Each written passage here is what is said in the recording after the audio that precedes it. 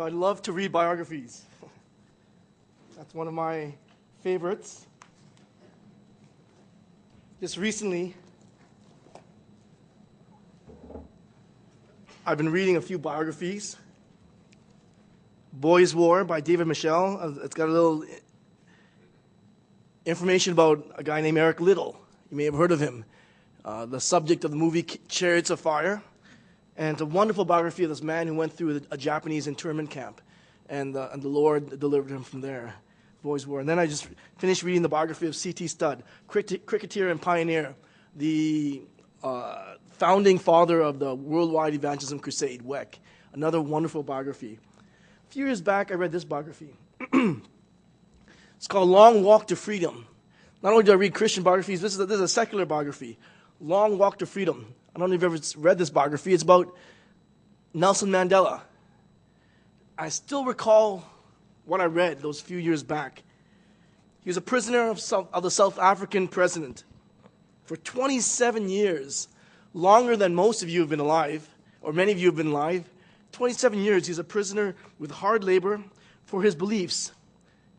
He went through incredible hardship. In those days, the apartheid meant segregation between the blacks and the whites in South Africa. What they ate, where they lived was different, which washrooms they could use, where they sat on the bus, where they studied their jobs. South Africa is an amazing time. By the way, I'm going to put a little plug in here. We're going to have, this coming Friday, we're getting a speaker from South Africa, Stephen Luongo, or I think that's how you pronounce his name, Lungu. It's in your bulletin.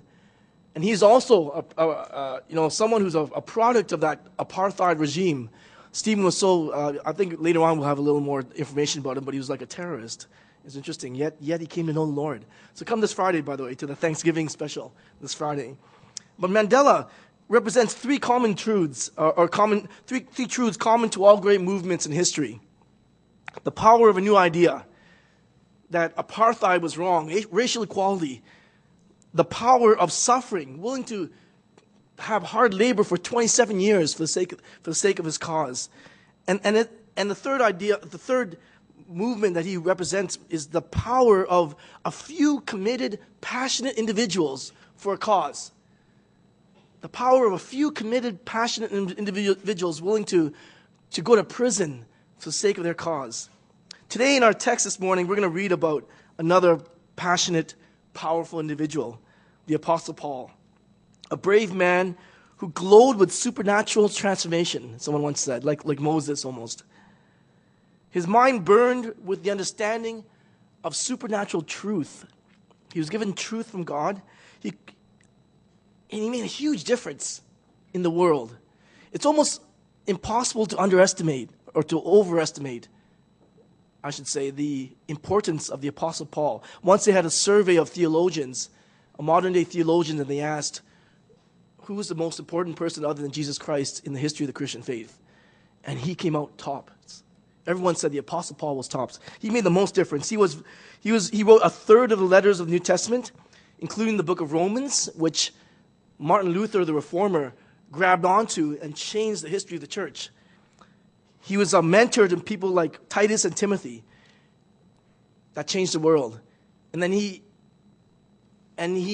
opened up the world and the gospel to the world of the Gentiles. Amazing difference the Apostle Paul made. So today's goal, I want to look at his supernatural life, actually, supernatural living through what he did in his life. But I realize many of you don't feel that way. I realize many of you this week was far from supernatural. Probably you were just bogged down by work. You were soaked to the skin because you forgot your umbrella on the way to school.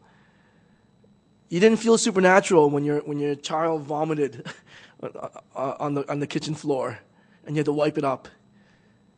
You don't feel supernatural when you're the boss and you end up saying these dumb things to your employees by mistake and you can't take it back. Or you're the employee and you're treated badly and you don't feel powerful at all. You don't feel any kind of, you're getting paid less, but you're asked to do more work. And you feel very ordinary. At school, you fail a test, or you're barely getting by. Your children have a cold. You're not getting along with your spouse or your in-laws. or your parents. You feel so tired this morning that if those pews were rocking chairs, you probably couldn't get them started. You're so dead. The last thing you do is feel supernatural. Well, today we're going to look at the life of the Apostle Paul. How did he's human like us. Today I don't want to deify him, because that's what he doesn't deify himself. Verse 8, he says, I'm the least of all God's people. And I don't want to shame us in comparison either. But I don't want to put Paul above Christ, because Christ is the one that made Paul. But I want to look at Paul's life, because that's what he does in this text this morning. He looks at his own life. It's a very unusual text, because as we go through our series on Ephesians, we've gone through, for our theme, Jesus Christ, head of the church. We're going through Ephesians, and we went through chapters 1 and 2. At the end of chapter 2, we ended off with his prayer for the new body of believers, the Jews and the Gentiles together in Christ. But then in verse 1 of chapter 3, Paul the apostle says this, For this reason I, Paul, the prisoner of Jesus Christ, for the sake of you Gentiles. And then you see in your NIV text, there's a hyphen there. And then he starts off on another tangent. It's as if the Apostle Paul, he's on this thread of thought about the Jews and the Gentiles, and he says, yes, for this reason, and then he finishes off the thread in verse 14. He says in verse 14, this is why I pray for you. That's the actual, his train of thought. But in the middle of verses, between verse 1 and verse 14, the Apostle Paul, all of a sudden, he's writing, I'm the prisoner of Jesus Christ, and the chains on his arms or his hands clink to get together. And all of a sudden he wakes up. And all of a sudden he goes, hold it. What am I doing here? Why am I here at all? Why am I a prisoner of Jesus Christ for these Jews and Gentiles? All of a sudden he has one of those reflective moments when he realizes God has done something in my life.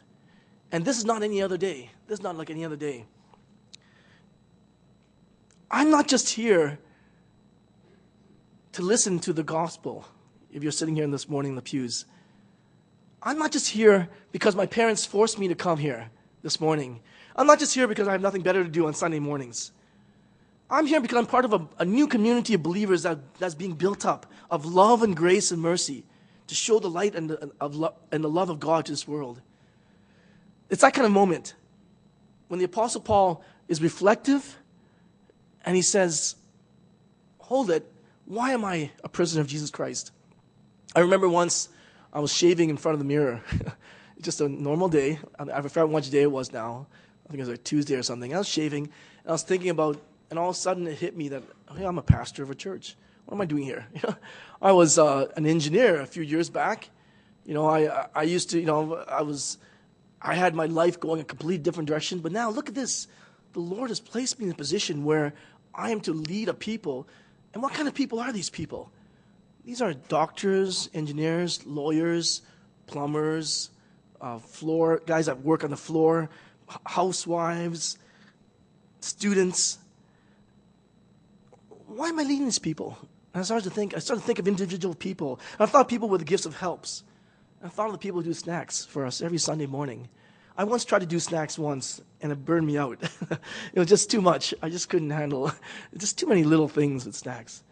And I thought of other people that help with the communion, others that are the leaders in our church are on the bleeding edge, those that get blamed for everything, those that suffer in ways that you have no idea. They've got so many things in their head. If you ever look over here, for example, Dr. Chung was showing me, don't take these pieces of tape off the floor because they're trying to organize themselves. The people working on the elevator, and they had to finally stick things on the floor. There's so many things on their head. And I thought of other people. Those are the gift of music.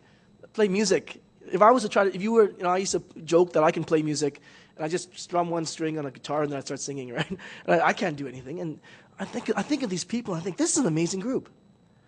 The Lord has given people with several gifts. Teaching. I'm teaching another person's Sunday school class this morning, and it took me a lot of time to prepare because I realized, wow, this person I have a lot of big shoes to fill. The person that teaches in my place, I'm teaching in their place. The gift of teaching, caring, those that email, those that give little gifts. Each of you are a linchpin, a center of a wheel, a middle of a web of interconnecting relationships. And I had this epiphany at a certain point. I said, wow, I'm not just here to get a paycheck once a month. The Lord has given me a calling. And I believe that's a job of every pastor, every leader in the church. We are to help you to understand that you're not here just to warm up a pew on Sunday mornings. There's something special about you.